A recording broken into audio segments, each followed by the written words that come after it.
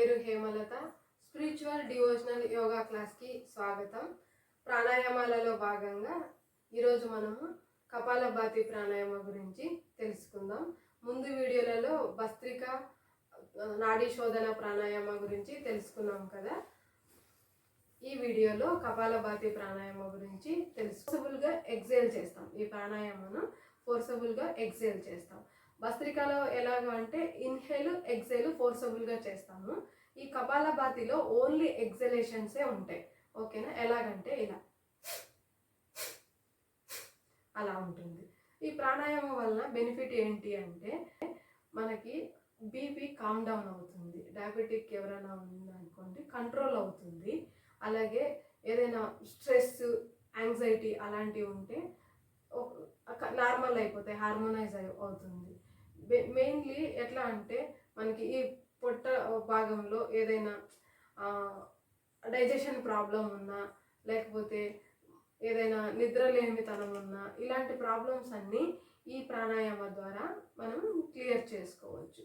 ఓకేనా? ఇది ప్రాణాయామం ఎప్పుడు చేయాలి, ఎలా చేయాలి అంటే ఉదయాన్నే చేయాలి, ఈవినింగ్ కూడా చేయొచ్చు. ఉదయం చేస్తే చాలా మంచిది. ఇది కంప్లీట్ ఎంటీ స్టమక్తోనే చేయాలి. తర్వాత ఇది ఎవరు చేయకూడదు అంటే ఎవరైనా ప్రెగ్నెంట్ లేడీస్ ఉన్నారనుకోండి, వాళ్ళు చేయకూడదు. హార్ట్ సర్జరీ రీసెంట్గా అయిన వాళ్ళు చేయకూడదు. హై బీపీ ఉంటుంది కదా, వాళ్ళు చేయొచ్చు. కానీ నేను ఎలా చేయాలో చెప్తాను వాళ్ళు కూడా. సో ఇప్పుడు ఈ ప్రాణాయామ మొదలు పెడదామా. ఏదైనా ఆసనం అంటే మనం చెప్పుకున్నాం కదా, సుఖాసనంలో కూర్చోవచ్చు, వజ్రాసనంలో కూర్చోవచ్చు, పద్మాసనంలో ఇప్పుడు నేను కూర్చున్నాను కదా, ఇది పద్మాసనం. పద్మాసనంలో కూడా కూర్చోవచ్చు. ఈ ప్రాణాయామ ఎలా చేయాలి అంటే ఫస్ట్ మనం సుఖాసనంలో కూర్చోవచ్చు, వజ్రాసనంలో కూర్చోవచ్చు. ఇప్పుడు కింద కూర్చోలేని వాళ్ళు చైర్లో కూడా కూర్చోవచ్చు.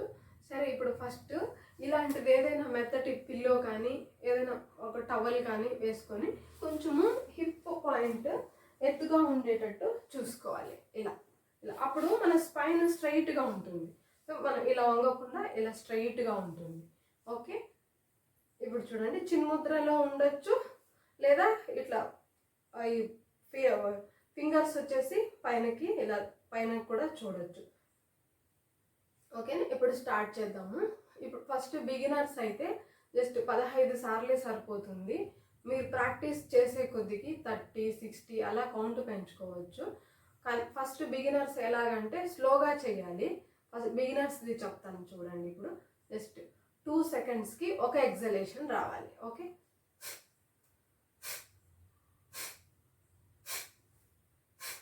ఇలా.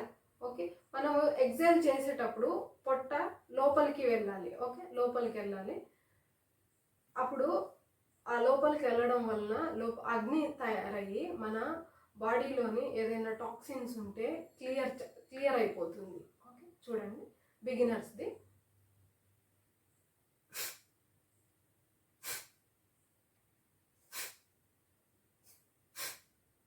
మీకు కపాలభాతి యోగా ప్రాక్టీస్ ఉంది అంటే ఫాస్ట్గా చేయొచ్చు ఇలా.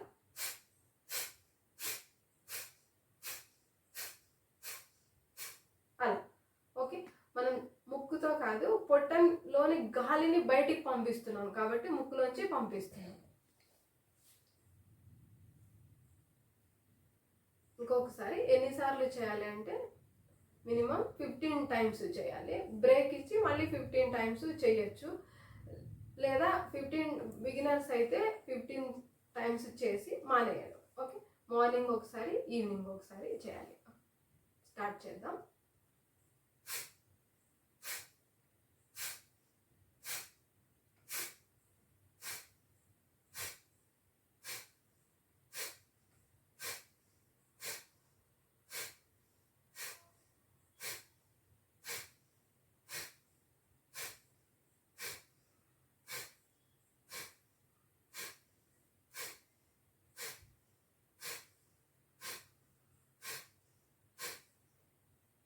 ప్రాణాయామం అయిన తర్వాత కామ్గా కూర్చోవాలి.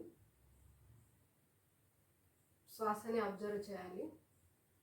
కొన్ని సెకండ్లు బ్రీతింగ్ ఆగుతుంది, ఆ మూమెంట్ని ఎంజాయ్ చేయాలి. ఐస్ క్లోజ్లోనే ఉండాలి.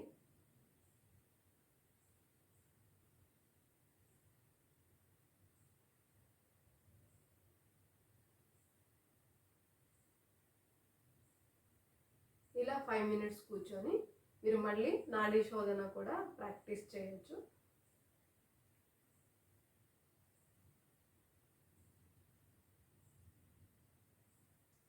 ఓం అసతో